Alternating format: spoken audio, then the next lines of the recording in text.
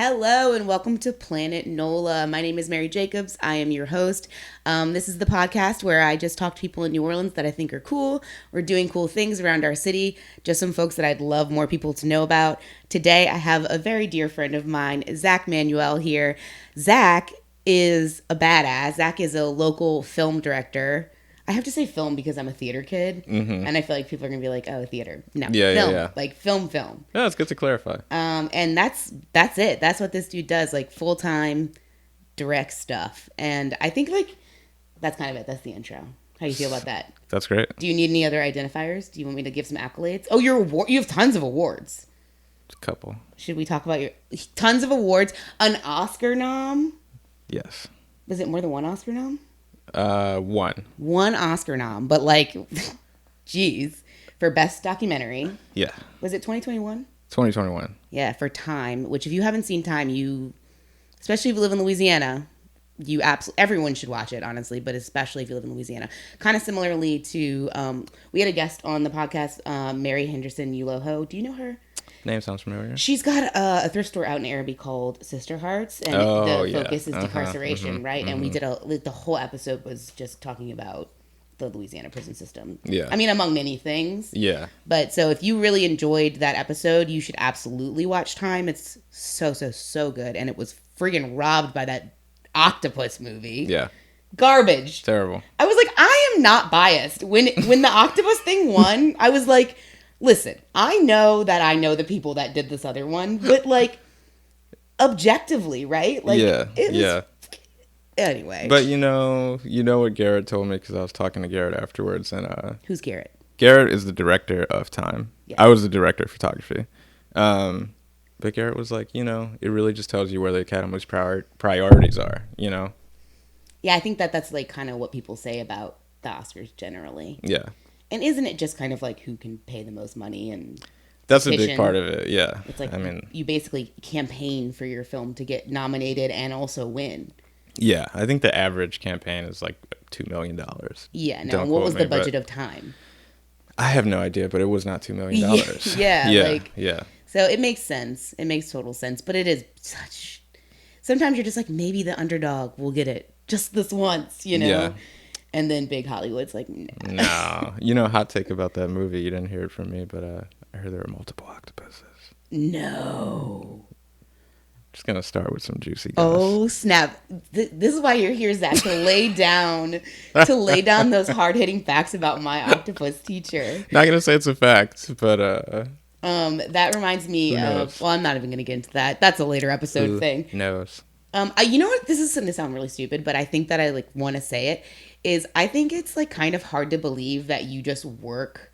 I mean, you were director of photography of Time, but you mostly work as a director, right? Like, it's been like, okay, you hold the camera a lot, though. I do, yeah. I mean, I think that like part of my identity as a filmmaker is a visual storyteller. So it's hard for me to really disconnect like the shooting aspect and like the kind of cinematography aspect of filmmaking from directing. Right. I have been back and forth, I think, over the past decade, from like primarily DPing to primarily directing and then back to DPing. And now I've started to shift my focus back into directing and trying to experiment with some other things as well. Do you feel like they're like fundamentally linked? I do. I mean, when I think about story, when I think about craft movie, the first thing I think about is like, what is it gonna look like? And not really from like, not entirely from an aesthetic place, but like, what do people need to feel when they watch something? Yeah. And how can whatever I'm doing visually support that? You know what I mean? Right. Yeah, it makes sense. Yeah.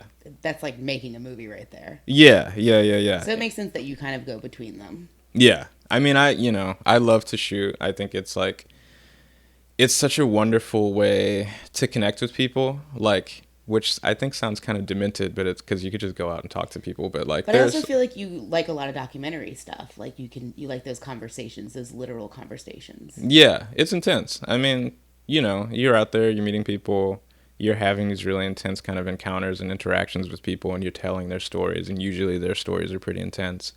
I think some people could say that like the camera is kind of like a barrier that like creates a a membrane of safety between you and the person that you're talking to.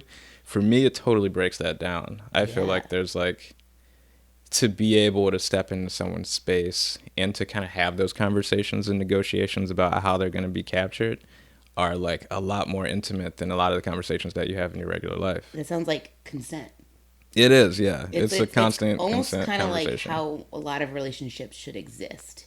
Like we should understand each other's perceptions and wants out of the situation, and it's like you're actually just breaking down an interaction in a way that you could break down any interaction, and it's causing like this deeper level of intimacy. Yeah, it is really. Yeah, that's a great way to put it. And I think that's why you're very good at what you do. Thank you. I appreciate that. Because I don't actually think that a lot of people do.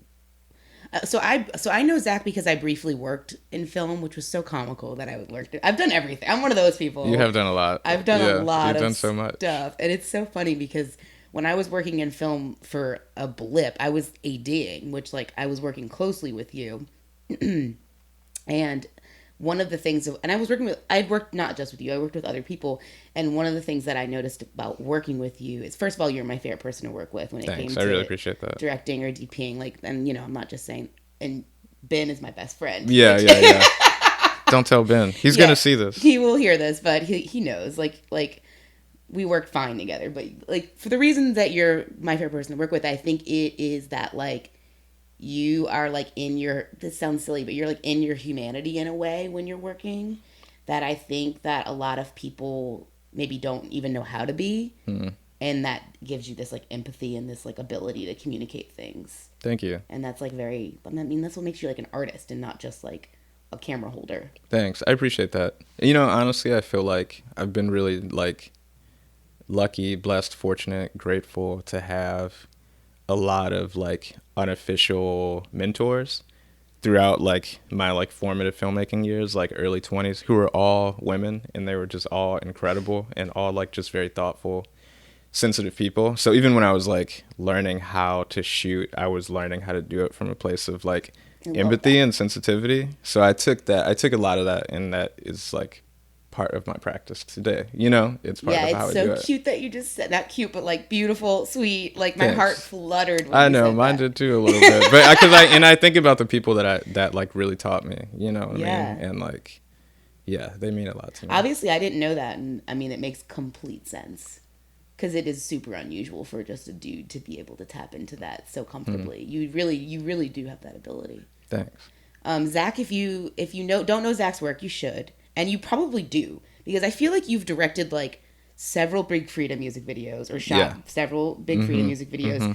Tank in the Bangas? Did you do a Tank in the Bangas? I actually have never done a Tank in the Bangas video. Who else have you done? Like Mashia Lake? Who else? You did somebody else big recently. I went on like a Big Frida like.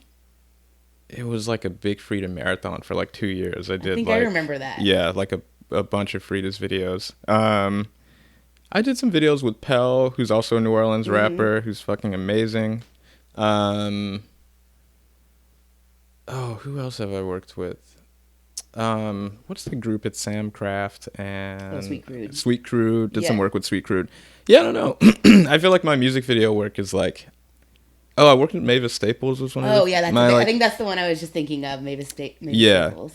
One of the last videos I ever did, actually. The only reason I bring up the music videos is because I feel like that's like such a universal thing. Like someone that might not be a film person knows bands. Yeah. They know the bands in New Orleans. So it's like they might have encountered your work and not even realized it. Yo, dude, I was reading this really interesting quote from Bjork. It just like showed up on my Instagram timeline. It might have been this morning. Bjork said like most people's like the way that she thinks about music videos is not just like a marketing tool, but like that most people's eyes are more mature than their ears. And a lot of times it takes people, you know, 6, 7, 8, 9, 10 times to listen to a song before they can really hear it. Yeah, internalize it, hear it, feel it, you know. But if you watch something, it kind of creates this bridge between the music and, you know, I don't know, your heart or your soul or something like that. I mean, that makes complete sense. It does, yeah. I mean, I feel like most people are visual learners. Yeah, I definitely am. Yeah, I am. My problem is that I have to do it all. I'm like, I have to watch it about 4 times. Yeah. And listen to it. I've gotten better as I've gotten older, but yeah, for something to really stick in. No, I feel that way too. Gotta write it down. Me too. Gotta like put it in my planner. I have to like see it in my head Yeah. and like write it down. I like have to process in all ways possible in order for something to stick, you know? Yeah. It's kind of a gift and a curse, but Yeah, that's how I feel about it. I'm like, well, when I really learn something, it's there. yeah, for Yeah. sure. But it does take me a while sometimes. What else are you working on? Anything else right now? You're always working. Oh, Yeah, that was what I didn't yeah, finish my thought. I didn't finish my thought. You are working in film. Like yeah. I think when people hear director or DP, which is director of photography, so like basically camera holding, framing up shots, like I feel like people would think, oh, like what has he done that I know? And like they may know nothing that you've done. Do you know what I mean? But Yeah. that is what you do for work. And like I think people that aren't in the film world like don't really actually understand that. Like, do people ever ask you what you do, and then you tell them, and they're like, "But what else do you do?" Does that happen to you? Or are you at the level where that doesn't happen? I was talking to this guy last night that I just met at a bar, and I was like, "What do you do?" And he's like, "I'm an engineer." You know, oh, but it's boring. It's like, you know, tell me about it. So we go into this whole thing, and he's like, "What do you do?" I'm just like, "Oh, I'm a filmmaker." And he's like, "Oh, that's so cool. You're an artist." You know, and I've been getting a lot more of those responses in my like 30s, you know, and a little bit less of like the that's cool, like is that your full-time thing, or like what else are you doing? Yeah, I guess You know what I mean? growing up, we're like Yeah. full blown adults. People are like, "Oh, okay." Yeah, if I don't shave, I have grays in my beard, and like if it's my hobby, like something else is killing me. You know what I mean? So I'm like, this is the real this is my life. Yeah, it feels good to like being able to work doing the thing without having to do anything else, you know, because I'm a very creative person, and like I just all of my creative endeavors are very much like touch points, and it's like unfortunately I still have to grind on other things, and sometimes it's like, ugh, don't you just want to do the one thing? So I'm like envious of folks that can. I mean, but you know, the truth is like filmmaking, if you're doing it the way that I'm doing it, is so many different things, and not all of those things are enjoyable. Right. Like sometimes I'm predominantly writing for weeks or months, you know, if I'm like trying to get funding or pitch a project or something like that, or like actually get something produced, then it's just like, you know, I'm like, okay, now I have to become a marketing major and like market this film in the way that people can understand it in order to get the money to actually make it. Yeah. Or like You're like selling yourself all the time. Totally. Or like when I'm in production, you know, I mean, I love production, but production's a slog. It's a grind. Like it's gear, it's like traveling, it's like all the physical labor, and that can be really fun because it's a lot of people connection, but it can also be really tiring. And then post-production, I'm like sitting in front of my computer like smoking way too much weed and just like, you know, like tearing my eyes out. It's not all beautiful. It's definitely not all beautiful. Like, I mean, not to say that I don't have a lot of love for all of those different processes, you know, or else I wouldn't do them. Of course. But yeah, it definitely is like, it cannot be fun. And there are places where you get in your filmmaking process where like shit's just not working. Yeah. Like your story doesn't work. Like, and I'm not at the point yet where I'm just like doing stories like it's easy. You know what I mean? Like it's not rote to me. Well, I feel like if storytelling gets easy, then maybe you need to really think about it a little bit more, because like it's such a complex thing how does it get easy? I don't understand. Yeah. I mean, I think that's a great question. It's definitely, I guess it's always challenging. The human condition gets easier to understand. There are like people I feel like who can understand the complexity of reality and distill it into the beats of a story in a way that like I find remarkable sometimes. Yeah.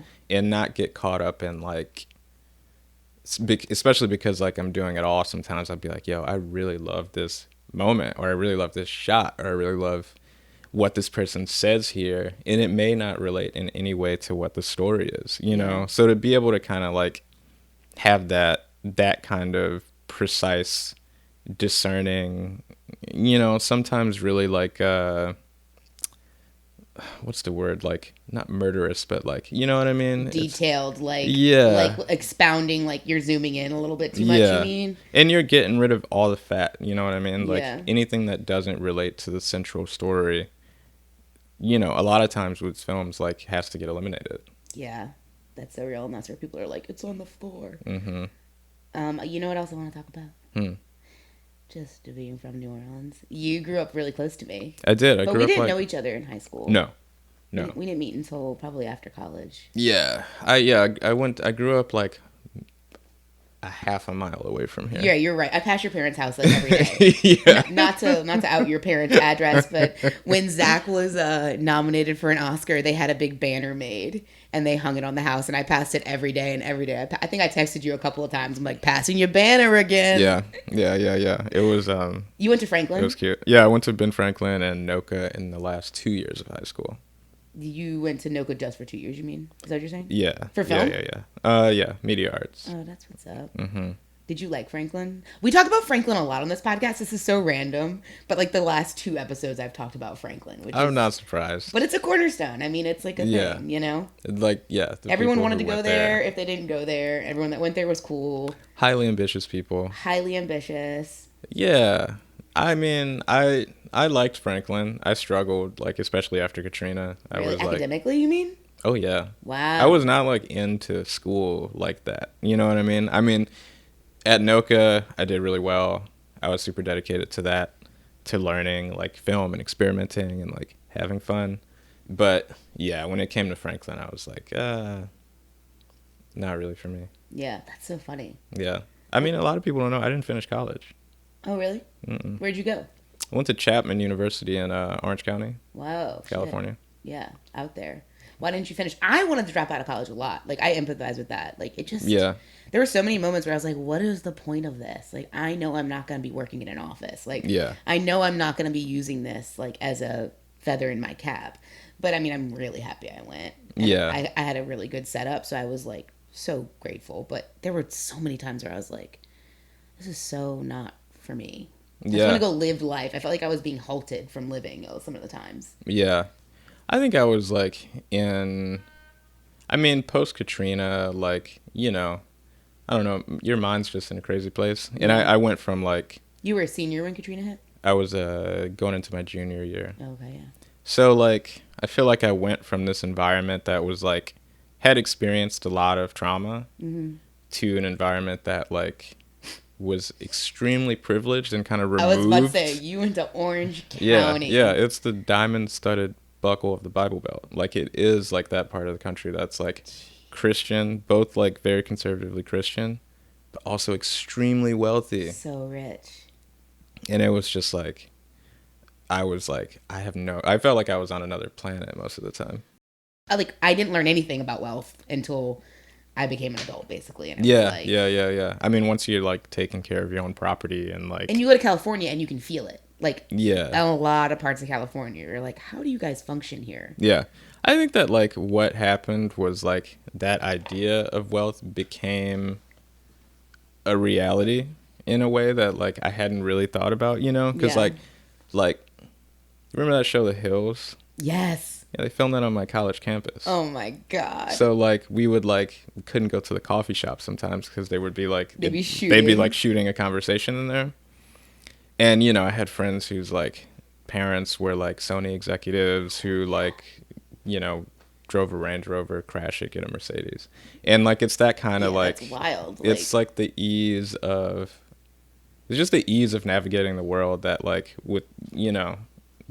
that kind of defines what wealth is a little bit. So real. The ease of navigating the world, your abilities, and or lack thereof. It's like there's just so much less daily strain on the brain when you just got that level of comfort, and that's like what I'm experiencing more and more. What do you think of? This is a jump in a general question. I swear there was a connection in my brain. The way that the film industry has changed in New Orleans. And you've been here since kind of it started bubbling up, right? Like, that's about when you started, give or take? Yeah. I feel like it was just kind of, like, becoming, like, Hollywood South when I was starting. Right. Actually, it's funny because in high school, like, I think even before, maybe, like, the summer right before Katrina, I worked at the film office downtown. I was, like, interning with somebody. And it was, like... You know, it was like a pretty small operation. There were like a couple people there, and they had like maybe 1 or 2 big shows, and it didn't seem like fully developed. You know what I mean? And then I went to school for a couple years, and then I came back And that's when I think things really started to, like, they had kind of gestated a little bit, and they were Yeah. like starting to kind of bubble up, and we had all these big shows. I mean, I like, I don't want to say I work in a bubble, but You kind of do. I I do know a what you little mean when bit. you say that. Yeah. You're like, I don't really touch the industry that much. right. Like, Did you not in used that to? way. A little bit. I mean, I think like when, you like when you're trying to like figure out what you want to do in film, like I think part of figuring it out is just like touching a lot of different sectors. Yeah. Do you have opinions about Hollywood South? Big brother Hollywood South? Um, I will say like it's not for me. Like the way that I like to make films is like as small as you can be, and kind of as like human as you can be. Yeah. And I'm also not like into the process of like this is like a part of where I get like frustrated with film is like you want to get something but you have to like set up for like 8 hours in order to get this thing. Dude, and I'm like, brutal. bro, I can't, like, which is like, documentary to me when I like found it, when it became a thing that I became a reality in my life. I was like, I didn't know that you could do this. Like, I didn't know that you could go out, Show up, have a conversation, and then start shooting. yeah, and still create images that I thought were beautiful, and in a way like more beautiful than the shit that people were creating. Because like I never considered myself, like, I've done it all. Like, I've worked on big films, I've worked on commercials, I've done music videos, like I've tried everything Yeah. in a lot of different capacities as well. Like, been an AC, like been a camera operator, like, I've done location scouting, I've done like talent I feel like managing. location scouting is actually a fun one. That one's pretty fun, but I feel like Just going in people's houses and looking at them and taking pictures. Yeah. I would like that job. I feel like often what happens though in New Orleans is like there's a crew that comes from out of state and they need a black ambassador.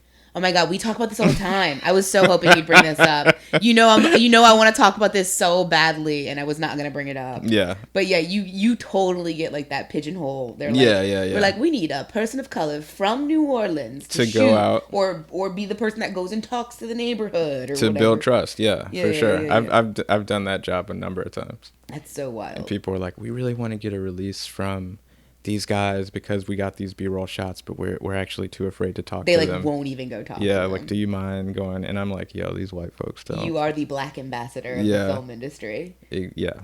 Well, And, yeah. last time we kind of talked about this was when we were talking about like taking jobs that were like very obviously they needed a black director or Mm-hmm. a black DP or they needed someone from here basically. Yeah. And it's like so like someone who's never worked with you, someone who's never reached out to you, and then all of a sudden they're like, "Oh, we love everything you're doing." Yeah, for sure. Is that still happening to you? I mean, like when the pandemic happened, like, and this is like before, but really kind of before Time came out, which I feel like was a little bit of a turning point Of course. for me.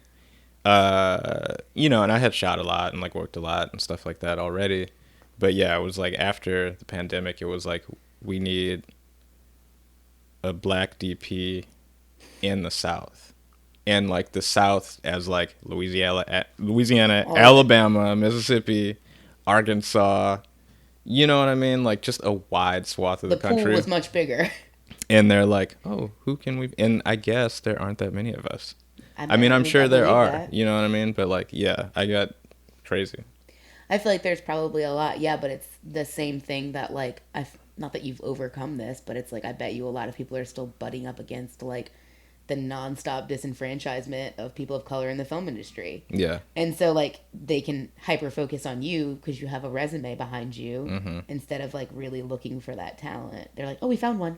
We Right. found one black person. We shall use this black person." Yeah. Well, good luck, y'all. 'Cause I don't work that much. So. Well, good. Yeah. Well, we used to talk about it and you'd be like, I just charge them a higher rate. Yeah. Yeah, exactly. It's the fucking Black tax. you're tokenizing me rate. Yeah. Black tax. Is that the official title? I don't know. Might be. You're like, please don't. Please don't. It's like the POC tax, but yeah, I mean, it's real. I think like, if you bring your experience into something, like your real experience, your life experience, like you should charge what you want. Absolutely. Straight up. You know? Absolutely. It becomes this thing where it's like, You're incredibly talented. I feel like I don't want this conversation to sound like we're saying you don't. You're incredibly talented. I just got done saying you're my favorite director, so I think everybody knows that. Thanks. But it's you're not just paying for my skill anymore. You're not just paying for my talent. It's like becoming this thing where you're just like, I feel as if I'm being hoarded out a little bit, you know? Like, I think what makes it also really difficult is like, as a person of color, or if you're a person who identifies as a woman, like often the jobs that you'll get hired to specifically do, because you have that specific identity, are so much more difficult actually than some of the jobs that, really? yeah, it's like more dangerous, you know? It's like, we need a black director to go out and, you know, uncover like stats about police brutality. And I mean, like, literally, quite literally, you're putting yourself in danger. Yeah. You know what I mean? And it's Yeah. like, you know, it would be inauthentic to have someone else tell the story, you know, which is true. But at the same time, it's like, you are subjecting yourself to another level of danger in being the person that can represent that story most authentically, you know? And I think the same goes for anybody who has that, like, that kind of specific, like, identity that's, Yeah, you know, I see what you're saying. you know what It's I like mean? sometimes these stories that they're like, well, we absolutely have to have a queer person tell the story of the upstairs fire or whatever. Right. Like, it's like, okay, so that means that I have to sit there and I have to go through the disgusting report of Yeah. neglect and how people died and sit there with it, and you're the one that's exposing yourself to it. But at the same time, yeah, do I want a straight person to do that? Like, Right. and then tell the story? No, I don't. Right. So it's like, yeah, that work is, it's your cross to bear. Yeah, it's difficult. It's complex, you know? I think, like, the only thing you can do is try to be, as a filmmaker who's a person of color or identifies as a woman or is trans or is queer, is, like, just really be discerning about what you do and ask the tough questions. And, like, just try not to get duped. Cause What do you mean the tough questions? Like, I mean, I like, think you're the best person to mentor someone on this, kind of. yeah, What does that look like? I mean, when I'm DPing, you know, and someone asks me, like, hey, we want you to come on board. Like, we've seen your work. We really love it. It's like, all right, I would love to have a conversation with the director. Like, why do you want to make this? And why are you the right person to make it? Which is the question that I will get asked if I write any grant application, which really determines, like, if I get the money. So I feel like it's, you know, par for the course. Bare minimum. Yeah. Yeah, easily. Yeah, I feel like like intentional system of capitalism is to make us feel as if any work we get, it is a gift. Mm-hmm.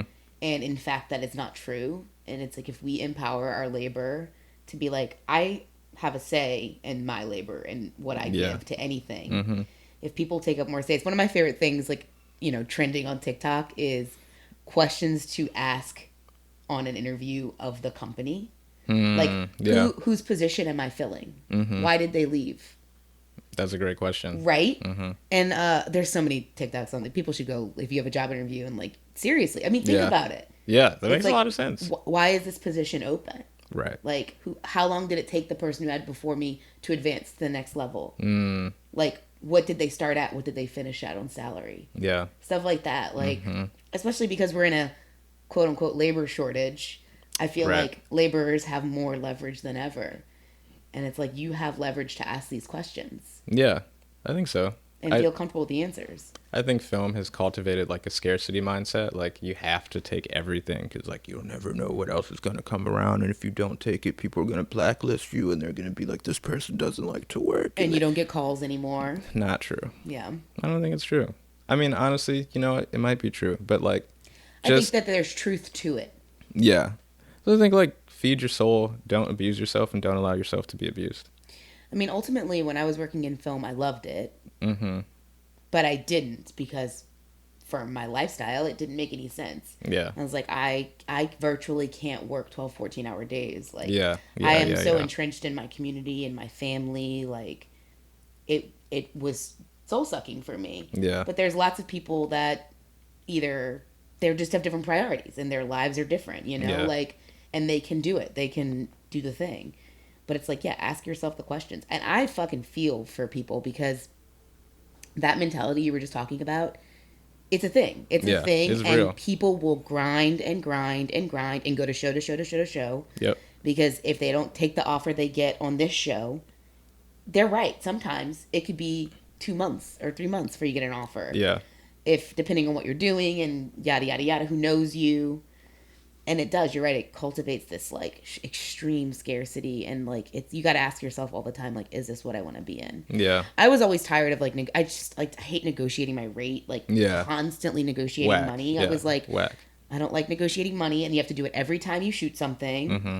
And I struggle with film a crew changing every time I do something. Obviously, that's the nature. Yeah. That's the nature of it. You're never going to work with the same people. I mean, you'll work with the same... We worked together multiple times, I think. Yeah. You'll work with the same people again, but, like, it's a rare thing when there's, like, a crew that goes from this thing to this thing to this thing. Yeah. Mm-hmm. And the way my, like, personality is and the way I build trust and, like, communication is, like, yeah, I like to know someone, and, like, it takes me a while to, like, get a read and then, like... Totally. Trust someone, and then, like, you just work together better. I mean, you work with a lot of the same people over and over again. Yeah. Intentionally. Yeah.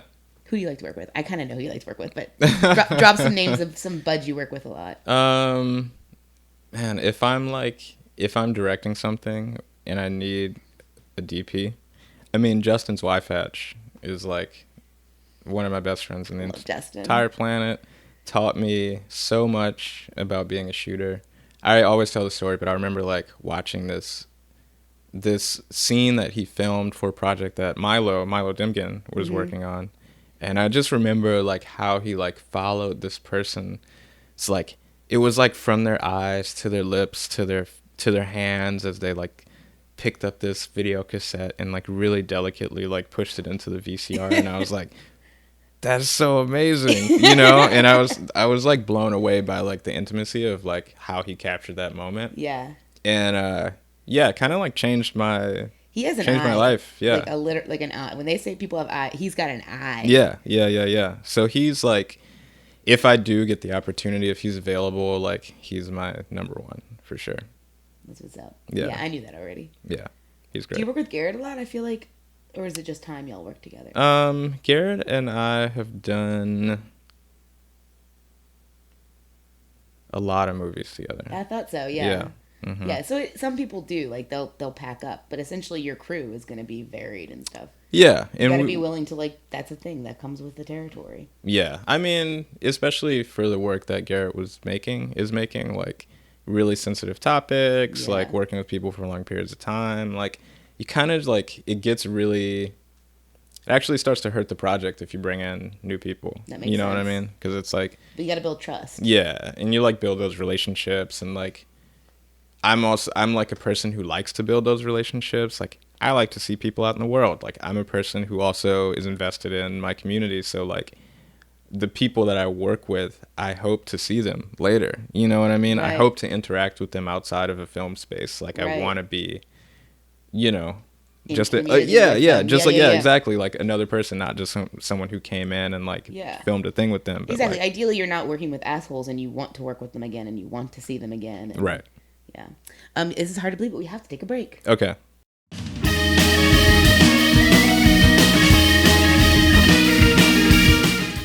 This week's episode of Planet NOLA is brought to you by Vitality Community Fitness, a group training facility located in Metairie, Louisiana. Vitality prioritizes their members with accessible workouts for anybody. Any gender, any size, any ability. I'm a little biased because I do co-own this business, and I gotta say we've got one of the best communities around, really great coaches, really good vibes. So if you're interested in trying out our gym, go to our website, vitalitycommunityfitness.com, click the contact form, and you get 3 free classes in a week. So come check us out.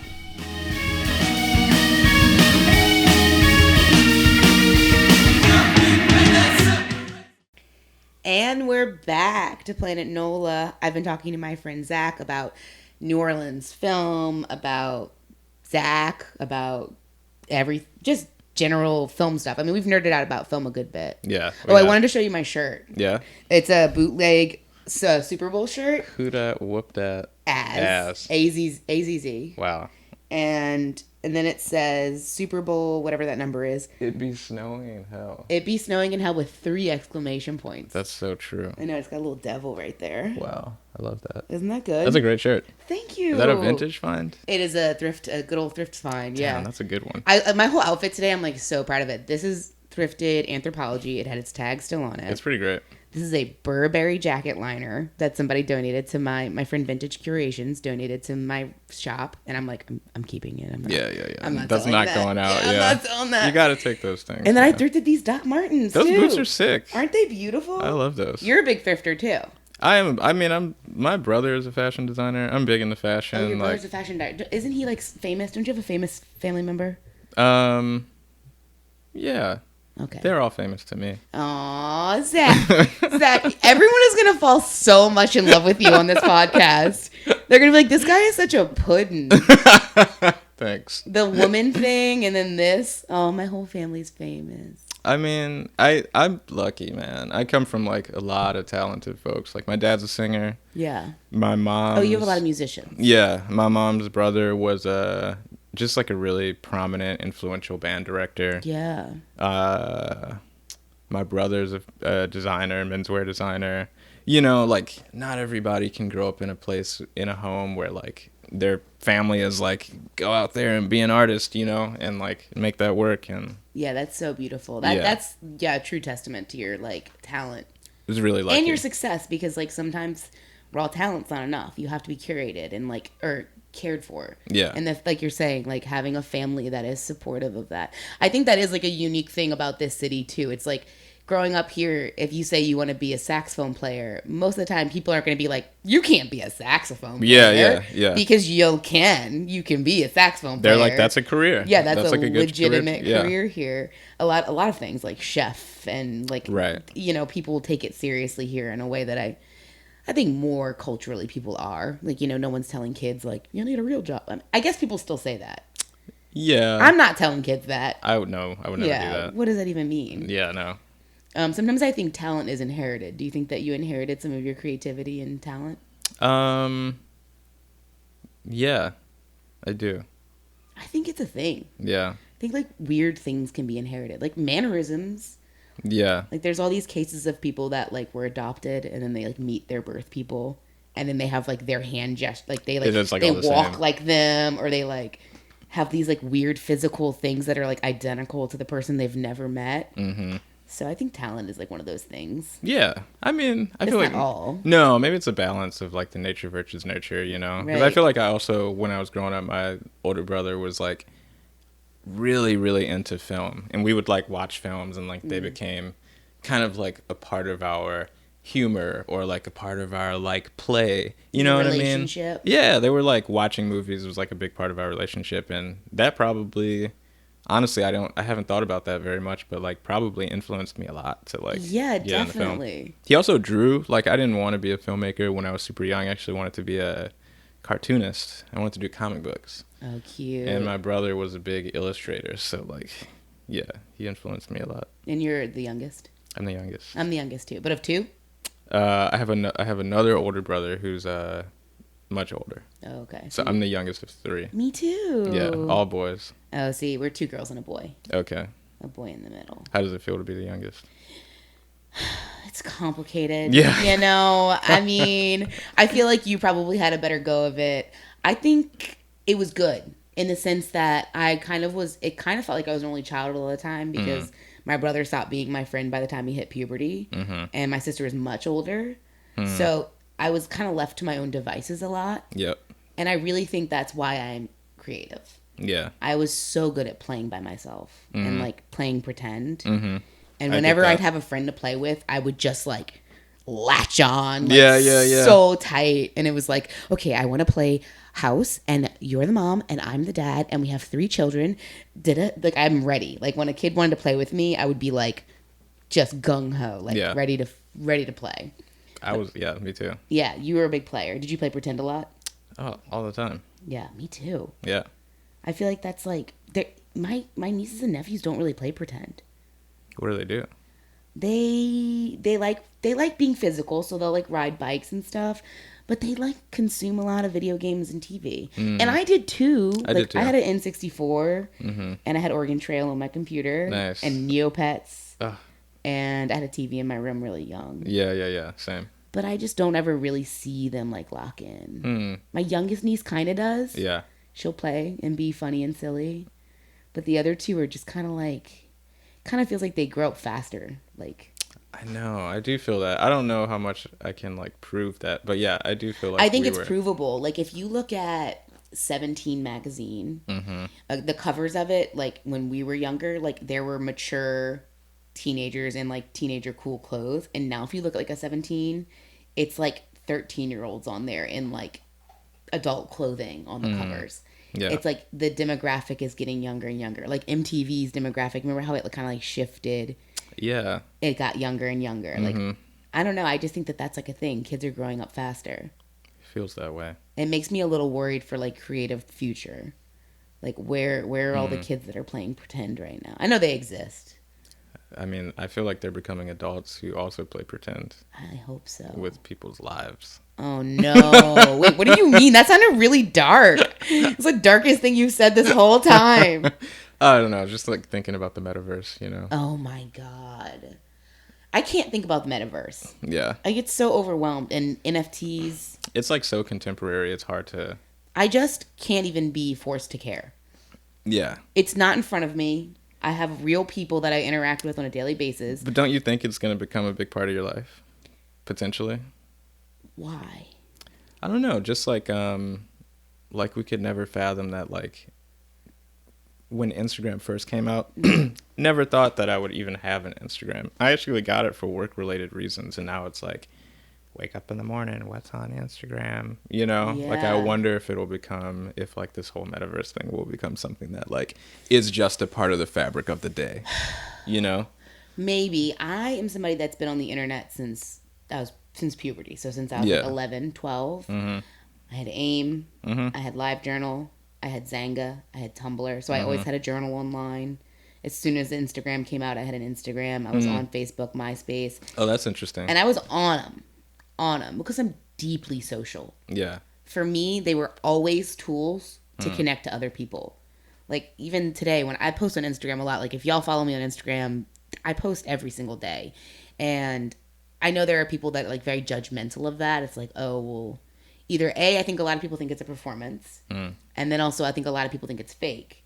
And neither of those things bother me because people can have their opinions. I don't care. But since the beginning of this, I've always felt like it's a tool to connect with people. Yeah. Like, I lived in Philly for college, and like I still have so many friends from up there, and I'm able to like stay in touch with so many people Right. at any given time, and I'm able to like see what's going on in their lives. Like, Yeah. I love that. I love the literal connection part of it. Yeah. I love knowing what's going on. It's like, but it's deeply overwhelming because it's a lot of information. Yeah. I admit that it's deeply overwhelming, and I admit that it's really curated. Yeah. You know what I mean? Like, I'm not going to film a front-facing video where I look ugly. Well, sometimes I do. But for the most part, like, I'm going to know I look cute in it, you know? You gotta know your angles. Yeah, and I know that's curated. But, like, what isn't curated? Yeah. I mean, you walk out of your house every day and you're curating the way You're that putting you want clothes the on world your to butt. see you. Yes. Yeah. Like, you're in a mood, and, like, you're either going to be in that mood or you're going to, like, turn that mood down or up for people around you. Like, we are nonstop curated. So I guess when I think about the metaverse, I just feel like I'm already in it. Do you know what I mean? Like, I kind of already feel like I'm in it. Like, it is already my reality because I'm so laced into this online world. Yeah, I get that. But it doesn't change anything for me because I would do this all day. If someone came up to me right now and they were like, you either have to delete Instagram or you can never talk to Zac again, I'd be like, okay, I'll delete Instagram. Like, you know what I mean? Like, I wouldn't. I would choose my people over it all day long. Absolutely. Like, I'm never gonna be in that situation though. But like, you know, people are like, well, you're addicted. You can't. It's like, I could, but like, it doesn't hurt me. I'm doing good. You're managing it. You're like, I feel like you can get overwhelmed, but you have to like define what your relationship with it is going to be. Exactly. If you get overwhelmed, just take a break. Right. I'm getting better at that, but it is hard. Yeah. It's like, you have a moment to veg out. What do you do? Right. I know. I'm not like a poster either. I don't post a lot. But actually, my partner and I started this fashion blog. Oh, really? Called Fire Fits New Orleans. Oh, I follow it. You do? Yeah, on my fashion, my shop page. That's Marta and I. Is it really? You just posted a picture of Dominique today. We sure did. Yeah. I liked it. Amazing. Yeah, you know me. I'm LinkedIn on the internet. Like, that's my vibe. Yeah. I had no idea that was you. Yeah. Well, first of all, I'm mad I'm not on it yet. Like, when we see you out in the streets, we will this is get upsetting you me on now it. that I actually know who's running that account. I'm like, okay, rude. That's so funny. I didn't know that was y'all. That's so cute. Yeah, we just started it. Like I think we just hit our 100th post like 2 days ago. Oh, what's up? That's awesome. But yeah, we go out. I mean, really, it started like with friends. You like walk around the neighborhood and see people. But then it became like, let's go out to the second line every Sunday and like just capture what these, because there's like so many creative people, and we start to see the same people every Sunday, and like it's actually really beautiful because like we'll run into people and they'll be like, oh shit, it's the Firefits people. Like, Cool. okay, check this out. Boom, boom, boom. Like, I made this look. Like, we run into people who like have made their entire looks, like just like fashion icon designers in the city. You know what I mean? I get it. I mean, look at me. Like, I love getting dressed. Yeah. I started a whole business. Yeah. Because I'm addicted to clothing. Yeah. Like, this was wonderful. really just to support my thrifting habit. Most of the business plan was me being able to thrift whenever I wanted. Right. Yeah, I get and it. Make that sustainable. It's creative. Like, it's so fun. It is. And it's been interesting. I feel like there were like staples of New Orleans creative culture, like music and dance. But I feel like fashion is now becoming a part of that fabric too. Like all the designers, the Material Institute, the work that they're doing, and like creating this fashion school. So real. The very first guest on this podcast is my neighbor Will, and he makes Bayou soap. Oh, sick. Okay, yeah. But he's taking classes at NOLA DDM. That's the like sewing school thing that's like on St. Claude. Like, oh, cool. And they have courses all the time. And now I know multiple people that have been going there and taking classes. So I really think it's like, you're right. I think it's like the next frontier. Yeah, it's like blowing up. Another thing that I talked about with another friend who will be on the podcast soon is sometimes people, especially people that aren't from here, but I think people from here too, like, need to be reminded, like, New Orleans is so deeply artistic and like cultured, and it sometimes just gets watered down to food and music. Right. And I want more people, especially people that are newly moving here, as part of the reason this podcast exists, to understand that like there is so much to the fabric that is this city. It's not like just Jazz Fest and gumbo. No. And like that's not even my experience whatsoever, and I grew up here. Yeah. So I think it's like so nice to talk about, the fact that people here have some dope fashion and like and are designing their own clothes. That's like so cool. Making their own patterns, like, you know what I mean? Yeah, like we have I don't know, we have like an incredible poetry scene in New Orleans. Yeah. Do you know about this? Like, not as much as I should. But we do. We have like incredible poetry scene. Like we have all kinds of like little niches across the city. Yeah. It's really wonderful. It's incredible. I feel so lucky to like be here. Yeah. A question that I like to ask sometimes, if someone gave you like an endless amount of money tomorrow and they were like, this money can be used in this city, in New Orleans, to do something you think is needed. Yeah. What does that look like for you? It can be film oriented. It doesn't have to be like in your dream New Orleans bottomless pocket. What do you want for the city? I would I've thought about this actually. Really? I think about it all the time. Yeah. I feel like there's like so many things I could do, so many things I would want to do. I think like the first thing that I would do as like a tangible thing is to convert Charity Hospital into homes for houseless people, and like also fit with like retail stores where people could work, a medical center where they could be seen. Like there's enough space in that building to do all of that and create kind of a self-contained community for houseless people that allows them to work, have a doctor, have healthcare, mental health care, support. Yeah, like all in one facility. So that would be like number one. I love that. And like market the hell out of it and put billboards everywhere and just like use. Wouldn't it be space. nice if it was just like standard to take care of the houseless community? Yeah. And like everyone understood why it should be a priority, and like the housing situation, aside from the housing situation, is a nightmare here as it is. Yeah. And it's like, we have all these empty buildings, and Charity is huge. I think there's 1 million square feet of space in there. In the middle of the city. Yeah. 1 million square feet. And then 150 feet down the road, under the overpass, there's 1,000 people set up in tents. Yeah, it's like shameful. It is deeply shameful. That is exactly the word for it. Yeah. Yeah. So that's number one. Do you have a number two? You say that like there's a number two. Yeah. Oh shit, I didn't think about number two. There doesn't have to be a number two. I would honestly, I would just like give a bunch of money to my friends who are creatives and just be like, do whatever you want. Make something. Yeah. Yeah, I mean, the ripple effect that comes from stuff like that, it's outstanding, you know? Yeah. It's like one film. Like, think of all the people that watch Time and it's changed them. I hope, yeah. Yeah, I hope you think about that because it's a real thing. It's surely happened many a time and it will continue to happen. That film's going to outlive you, you know? Yeah, it will. It will for sure. I mean, I like to think like the work that we're making like in those spheres, you know, are like shifting, you know, a couple minds at a time. And over the course of history, over the course of time, it starts to shift the balance of what we absorb in the world, you know? Yeah. I think like it's really, for me, a goal is to like combat literally like violence in media. Like, it's gotten increasingly harder for me to watch violent shit on TV. I can't do it anymore, Zach. Yeah. Kristen and I will get in fights. She'll put a horror movie on or something, and I'll cry.